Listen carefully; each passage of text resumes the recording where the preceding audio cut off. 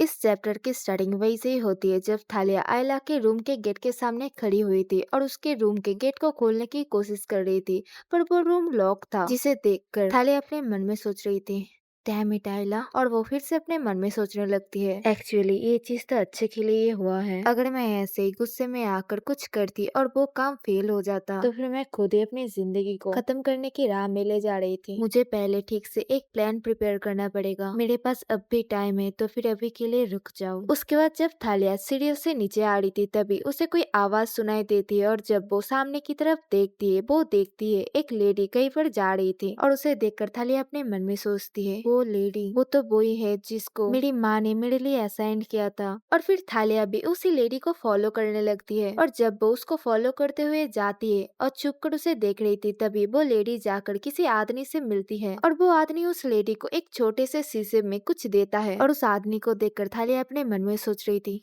वो आदमी वो तो उसी बैंक्वेट में था, ये आदमी तो एक प्रीस्ट है। उसके बाद वो लेडी उस छोटे बोतल या फिर शीशे को अपने कपड़े के अंदर डाल लेती है और फिर से वापस आने लगती है, जिसे देखकर थालिया थोड़ी देर के लिए चौंक जाती है और फिर वो भी भागकर अपने रूम की तरफ जाने लगती है। और फिर थालिया जाकर कहीं पर छुप जाती है और थालिया वहाँ पर छुपकर अपने मन में सोच रही थी, ये सब क्या है? वो प्रीस्ट, क्या वो भी मेरी माँ का ही कोई आदमी है? क्या वो किसी को पॉइजन देने का प्लान कर रहे हैं? पर अगर ये चीज पॉइजन ही होता तो वो किसी की मदद के अलावा भी ये चीज मंगवा सकती थी, वो लड़की ये चीज कर सकती थी। पर अगर इस चीज को मंगवाने के लिए उसे किसी की मदद चाहिए थी और इस तरीके से ये चीज ले रही थी, इसका मतलब ये जरूर हमारे कैपिटल में बैंड है ये चीज। उसके बाद थालिया दरवाजे के ऊपर अपना कान लगाकर सुनते हुए अपने मन में सोच रही थी, वो अभी क्या प्लान कर रही है। एक चीज के बारे में तो मैं श्योर हूँ, कोई बड़ा चीज होने वाला है और अब जब मेरी माँ ने अपना मन बना लिया है तो गैरेथ मरने ही वाला है। पर अगर लक अच्छा रहे तो आयला भी ये हो सकती है, क्योंकि मेरी माँ को हमेशा वो चीज मिल जाती है जो कि वो चाहती है। उसके बाद फिर से दूसरे दिन का सीन दिखाया जाता है जहाँ पर हमसे कहा जाता है फिर से वही जर्नी स्टार्ट हो गई, वही थका देने वाली जर्नी। और हम देख पाते हैं जो भी सब सोल्जर थे वो सभी बहुत ही थके हुए थे और एड्रिक मैप को देखते हुए अपने मन में सोच रहा था, इस रेट पर तो हम ऑस्ट्रिया किंगडम का जो बॉर्डर है उस चीज को 10 दिन के अंदर ही पार कर देंगे। फिर एड्रिक चारों तरफ देखने लगता है और वो अपने मन में सोचता है, इस वेदर में अपने कैरेज के अंदर रहना, वो भी अपने कर्टेन्स को बंद करके, ऐसे तो वो सच में कैरेज के अंदर ही रोस्ट हो जाएगी और मर जाएगी। उसके बाद एड्रिक थालिया के कैरेज के पास आकर कहता है, योर हाइनेस कैसा होगा अगर आप कर्टेन्स को हटाकर थोड़ा सा फ्रेश हवा आने दे तो। पर थालिया अंदर से ही कहती है, यहाँ से जाओ।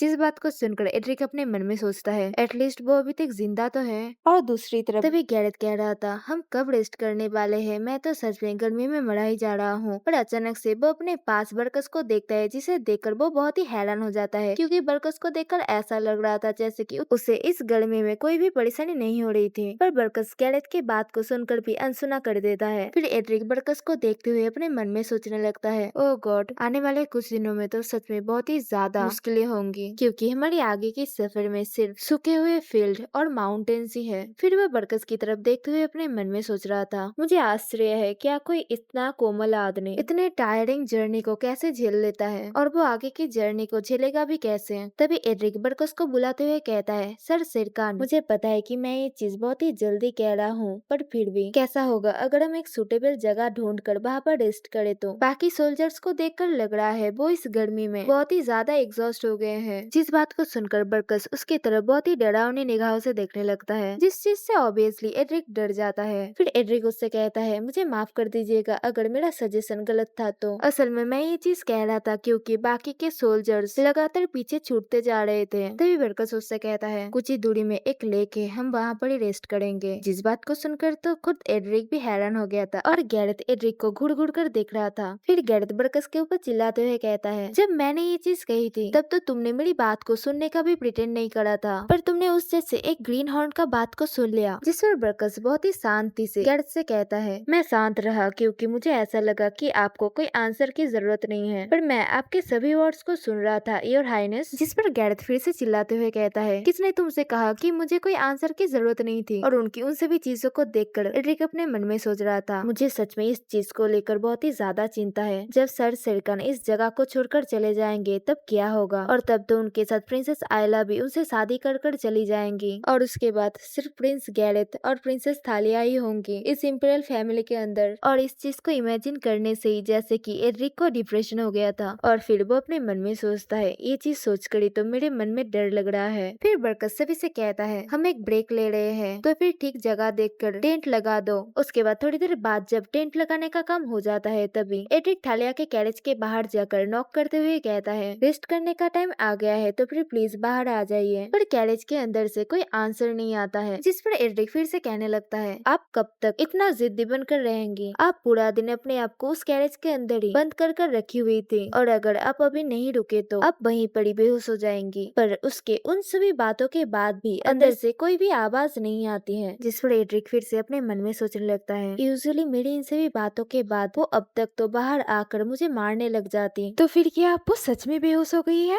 और जल्दी जल्दी में एड्रिक उस कैरेज के दरवाजे को खोल देता है और कहने लगता है योर हाइनेस। पर तभी हम देख पाते हैं उस कैरेज के अंदर से जैसे कि धुआं बाहर आ रहा था, मतलब कितनी ज्यादा गर्मी थी उस कैरेज के अंदर। और एड्रिक उस धुएं से बचते हुए अपने मन में सोचता है ओ नो वो तो सच में जल गई होगी, पर ये सेंट क्या है। उसके बाद एड्रिक थालिया की तरफ देखता है और फिर वो अपने मन में सोचता है ये सेंट ये बहुत ही स्वीट है, हनी और मिल्क के जैसा। और हम देख पाते हैं थालिया कैरेज के अंदर ही नीचे बेहोश हुई पड़ी हुई थी और एड्रिक कहता है ये स्मेल। फिर वो भागकर जाके थालिया को उठाने लगता है योर हाइनेस। एड्रिक बहुत ही ज्यादा डरा हुआ था, वो थालिया को जमीन से उठाता है और वो अपने मन में सोचता है ये तो सच में बहुत ही ज्यादा हल्की है। वो फिर से कहता है योर हाइनेस प्लीज उठ जाइए। और जब वो ऐसे ही थालिया को उठाने का कोशिश कर रहा था तभी थालिया अपनी आंखें खोलती है, उनकी वही नीली आंखें जिन नीली आंखों को देखकर एड्रिक फिर से हैरान हो जाता है और वो हैरानी से ही थालिया के उन आंखों को देख रहा था। पर अचानक से हम देखते हैं एड्रिक अपने गाल को पकड़ के बैठा हुआ था और थालिया उससे दूर हट गई थी। मतलब जब एड्रिक इतने मदहोशी से थालिया को देख रहा था तभी थालिया ने उसके गाल पर थप्पड़ लगा दिया था। फिर थालिया एड्रिक से कहती है तुम्हारी हिम्मत भी कैसे हुई तुम्हारे उन गंदे हाथों को मेरे ऊपर रखने की। पर एड्रिक तब भी अपने गाल को पकड़ के अपने मन में सोच रहा था इस चीज से सच में कोई दर्द नहीं हुआ। उसके बाद एड्रिक थालिया से कहता है मैंने सोचा था कि योर हाइनेस बेहोश हो गई है। जिस पर थालिया उसके ऊपर चिल्लाते हुए कहती है क्या तुमने सोचा था तुम मेरी बेहोशी का फायदा उठाओगे।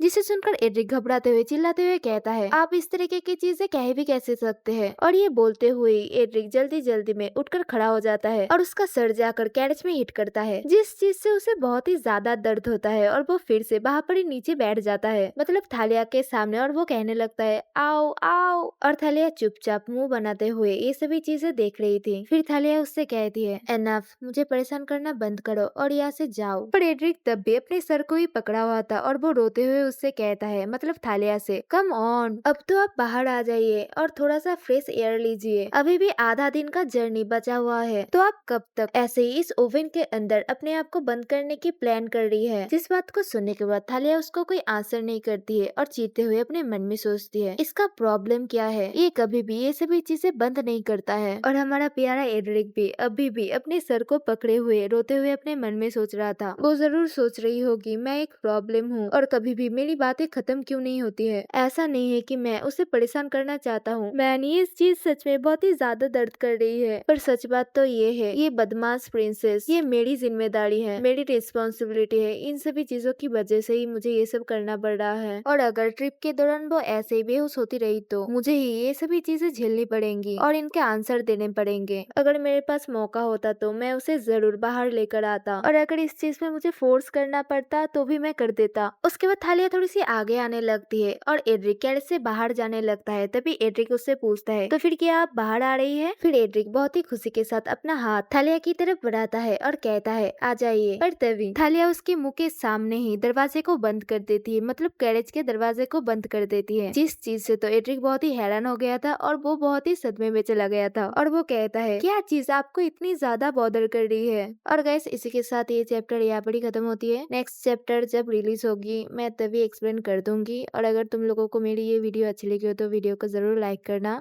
और हाँ थैंक्स फॉर वॉचिंग।